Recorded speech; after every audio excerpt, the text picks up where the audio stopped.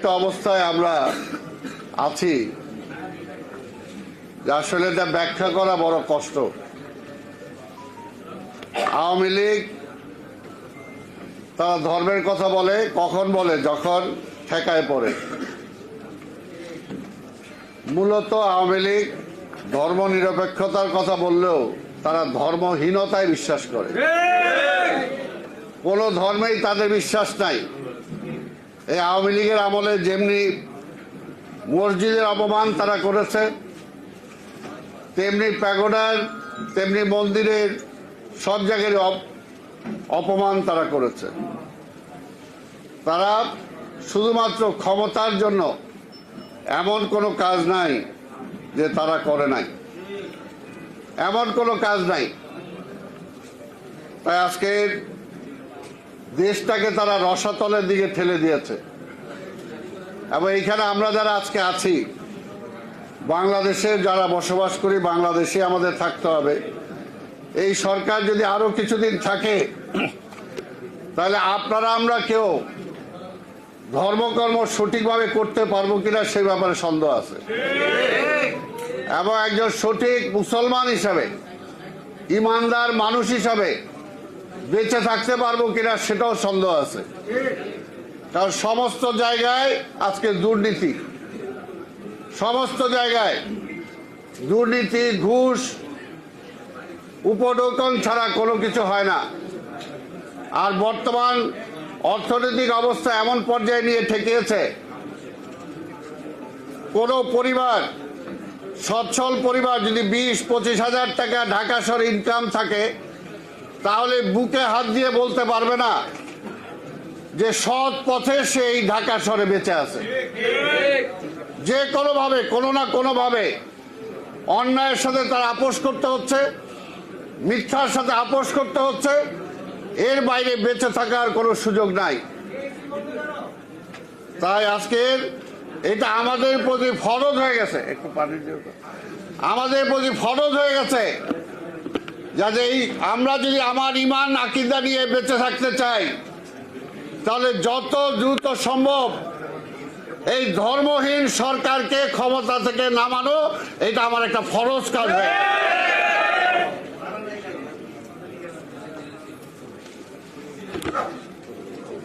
তারা জিয়া রহমানের সমালোচনা করেন। জিয়া রহমানের যে অবদান এই দেশের জন্য, এই অবদানের ধারে কাছেও এখন পর্যন্ত আওয়ামী লীগ আসতে পারে নাই। যেমনি মুক্তিযুদ্ধের তার অবদান, মুক্তিযুদ্ধের পরে এই দেশটাকে গড়ে তোলার তার অবদান, এবং এই দেশের মানুষকে খাইয়ে পরিয়ে শিক্ষার যে ব্যবস্থা, সেদিকে যে অবদান, কোনো দিক দিয়ে জিয়া রহমানকে খাটো করা যাবে না। আজকে শিক্ষার কথাই যদি বলি, আজকে এখানে আপনারা যারা আছেন, আপনারা মাওলানা আছেন, অনেকে হয়তো মাদ্রাসার সাথেও জড়িত আছেন, সুপারিনটেন্ডেন্ট আছেন। আজকে এমন ব্যবস্থা, শিক্ষা যে ব্যবস্থাটা আজকে বাংলাদেশে চালু হয়েছে, আমাদের ছেলে মেয়েদেরকে কি শিক্ষা দেওয়া হচ্ছে, এই ব্যাপারে কি আমরা সজাগ? এই ব্যাপারে আমরা সজাগ না। আমার ভবিষ্যৎ প্রজন্মকে তারা কোন দিকে ঠেলে দিতে চাচ্ছে, আমরা কি এটার জন্য যে জোরালো, যে একজন মুসলমান হিসাবে, একজন ইমানদার হিসাবে এটার যে প্রতিবাদ করা দরকার, আমরা কি সেই জোরালো প্রতিবাদ করছি? করছি না। কিন্তু একজন মানুষ হিসাবে, একজন পিতা হিসাবে, একজন মা হিসাবে, একজন ভাই হিসাবে এটা প্রতিবাদ করাটা এই মুহূর্তে ফরজ হয়ে গেছে। যে সমস্ত শিক্ষা কারিকুলামে তারা নিয়ে আসছে, এটা কিন্তু আমরা খুব সিরিয়াসলি নিচ্ছি না। কিন্তু এটা সিরিয়াস ব্যাপার যে ভবিষ্যৎ আমার ছেলে মেয়ে কি হিসাবে তারা গড়ে উঠবে, সেই জিনিসটা কিন্তু আজকে চিন্তা করা দরকার। আজকে যদি আমরা না চিন্তা করি, অবহেলার সময় যাবে। কিন্তু এই যে আল্লাহ তো উপরে আছে, আল্লাহ তো উপরে আছে, আমার উপর যে দায়িত্বটা আছে, এই দায়িত্বটা আমি যেখানে আছি সেখান থেকে আমার দায়িত্বটা পালন করা উচিত। এটাকে আমার পালন করা উচিত। আর আমি যদি না পালন করি, তাহলে এই দায়িত্ব আমার উপরেই বর্তাবে। আজকে এমন একটা অবস্থায় দেশ চলে গেছে, আল্লাহ কি বেনজিরে ছাড়ছে? ছাড়ছে? আওয়ামী লীগ কি চাইলেও তারা এখন তার পাশে দাঁড়াইতে পারতেছে? দাঁড়াইতে পারতেছে না, দাঁড়াইতে পারতেছে না। তাকে আল্লাহ কখন যে কার বিরুদ্ধে কোন মাইট তৈরি করে রাখছে একমাত্র উনি জানেন, একমাত্র উনি জানেন। আরে এত টাকা পয়সা, এত অগাধ সম্পত্তি অবৈধভাবে কামাইছে, আজকে দুনিয়ায় বেঁচে থাকা অবস্থায় এই সম্পদ তার একটা বোঝা হয়ে গেছে, বোঝা হয়ে গেছে না? এটা কি সম্মানের সাথে সে বলতে পারতেছে? বলতেও পারতেছে না, এটাকে গিলতেও পারতেছে না। এইটার জন্য বলবো যে এখনো প্রশাসনে যারা আছে, আমরা বারবার বলি, আজকে দেখেন কি অবস্থা। আজকে বেনজির তো পালাইছে, আমাদের নেতারা তো দেশ থেকে বাইরে যাইতে হলে ওই এয়ারপোর্টে কতক্ষণ বসে থাকতে হয়। আজকে কি অবস্থা আমাদের কর্মীদের। এখনো যারা প্রশাসনে আছেন তাদেরকে বলতে চাই, এই মুহূর্তে আমাদের ঢাকা মহানগরীতে এমন নেতা আছে যে আজকে তার হার্টের অবস্থা খারাপ, কিন্তু কোন হসপিটালে নিব এটা আমরা বলতেও পারছি না, তার চিকিৎসাটাও ঠিক মতো করাতে পারছি না।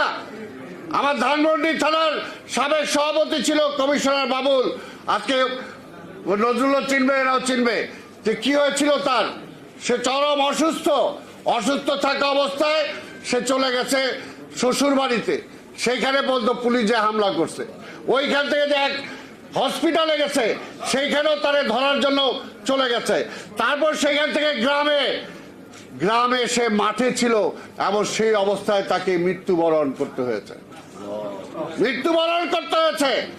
এবং এইটাও দেখেন, তার লাশ যখন নিয়ে আসে তার বাড়িতে ধানমন্ডিতে, তখন যখন আমি যাই তখন আমার এক কর্মী বলতেছে যে সালাম ভাই, আমি ওসি সাহেবের খবর দিয়ে আসছি যে বাবুল ভাইকে আনা হয়েছে, আপনারা নিয়ে যান।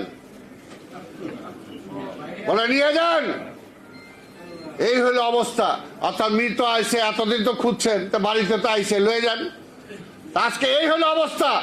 আজকে দুর্নীতিবাজ বেনজিরকে তারা ধরতে পারে না, আবার বলে তার সাথে আমাকে কোনো সম্পর্ক নাই। এই বেয়াদব ওবায়দুল কাদের আজকে মিথ্যা কথা বলে, আজকে এটা ভণ্ড,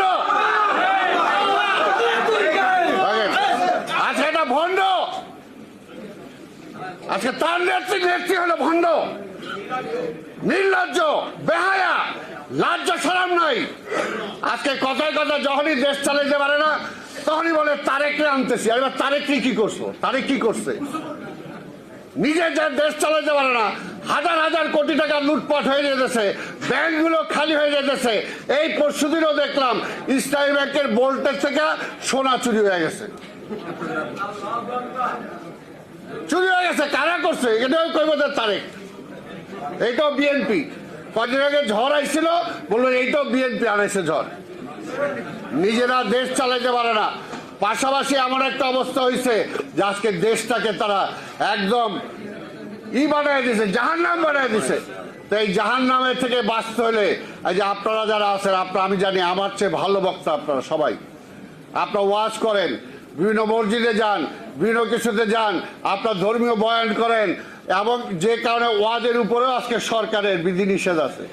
কিন্তু তারপরে বলবো আপনারা প্রত্যেকটা এলাকায় আজকে ওয়াজের নামে জনগণকে সত্যিকার দেশের অবস্থাটা তুলে ধরতে হবে, সাহস করে বলতে হবে, ইমানি দায়িত্বটা পালন করতে হবে। এটা শুধু একা মির্জা ফখরুল ইসলাম আলমগীরের দায়িত্ব না, এটা শুধু একা তারেক রহমানের দায়িত্ব না, বেগম খালেদা জিয়ার দায়িত্ব না, এটা আপনার আমার সবার। আজকে দেশটাকে ধ্বংস করে দিতেছে, আজকে এই দেশটাকে আজকে প্রতিবেশী রাষ্ট্রের একটা অঙ্গরাজ্য পরিণত মতো অবস্থা আজকে নিয়ে চলে গেছে। কোথায় স্বাধীনতা আছে আমাদের? কোথায় স্বাধীনতা আছে? তাই আজকে বলবো, কেউ কিন্তু আল্লাহর তরফ থেকে মায় ঠিকই আছে। কাজে আমার এখানে নির্বাচন আমি কিভাবে করব সেটা আমি ঠিক করবো, এটাকে ভালো ঠিক করে দিবে? তারা ঠিক করে দেয় কে ক্ষমতায় আসবে, কে ক্ষমতায় আসবে না।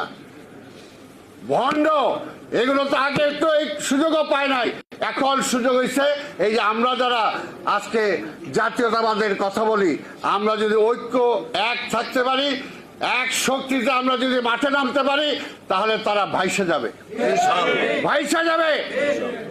আজকে আমরা ইসলামের কথা বলি, আজকে মধ্যপ্রাচ্য দেখেন, মধ্যপ্রাচ্যের প্রত্যেকটা ইসলামিক দেশ যদি আজকে একজোট হয়ে ইসরায়েলের বিরুদ্ধে কথা বলে, ইসরায়েল টিকতে পারে সেখানে। ঠিক তেমনি আমাদের অবস্থা তাই। আজকে বুঝতে হবে, কাজে সেটার জন্য আজকে আমাদের সবাইকে ঐক্যবদ্ধ হয়ে আজকে আন্দোলন করে তোলা ছাড়া আবার নিজের স্বার্থে, এটা এমন না যে খালেদা জিয়ার স্বার্থে, এটা এমন না যে তারেক রহমানের স্বার্থে, এটা আপনার আমার সবার স্বার্থে আজকে ফরজ, যেটা আমি প্রথমে বলছি, এই হাসিনাকে ক্ষমতা থেকে নামানো, নাই আমার ইমান আকিদা সব শেষ। একবার মক্কায় মদিনা যায় বলে ওই সনদ অনুযায়ী আমি দেশ চালাবো, আরেকবার ভারতে যায় বলে ওদের মত অনুযায়ী দেশ চালাবো, আবার বলে আমি আমেরিকার ইংল্যান্ডের মতো গণতন্ত্র দিব। আসলে ভণ্ড কোনোটাই না, কোনোটাই না। আজকে ক্ষমতায় থাকার জন্য এই বেনজির, এই আজিজদের উপর নির্ভর করে আজকে এখানে ক্ষমতা আসছে। তাই বুঝেন, অন্য যারা আছে এখনো যদি না বুঝেন, পানি দাও,